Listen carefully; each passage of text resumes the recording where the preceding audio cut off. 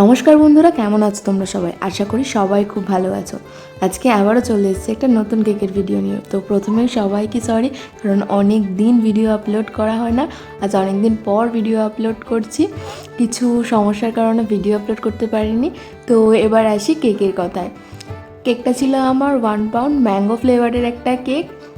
আমারই পাশের এক দিদি আমার কাছ থেকে কেকটা অর্ডার করেছিল তার মেয়ের জন্মদিন উপলক্ষে।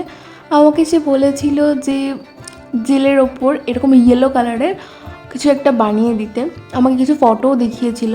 তো আমি ঠিক সেইভাবে কেকটা বানিয়েছি, ক্রাম কোটিং করে ভালোভাবে ফিনিশ এনে আমি ইয়েলো কালারের সাথে সামান্য একটু হোয়াইট কালার অ্যাড করে নিউট্রাল জেলটা ওপরে খুব ভালোভাবে সেট করে নিয়েছি।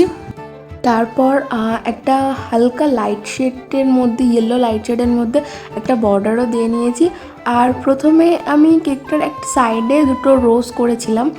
তারপর দিদিকে ফটো পাঠানোর পর দিদিটা আমাকে বললো যে রোজ দুটো মধ্যিখানের দিকে করে দিতে। তো আমি সেইভাবে আবার ওটাকে নতুন করে করেছি। তারপর আমি মধ্যিখানে এই রোজগুলোকে দিয়ে দিয়েছিলাম। তো আমার কেকের ডেকোরেশন প্রায় কমপ্লিট। তোমরা জানিও কেকের ভিডিওটা কেমন লেগেছে। যদি ভালো লাগে অবশ্যই একটা লাইক করে দিও, আর আমার চ্যানেলটা সাবস্ক্রাইব করে আমার পাশে থেকো। আবার দেখা হবে পরের একটা ভিডিওয়।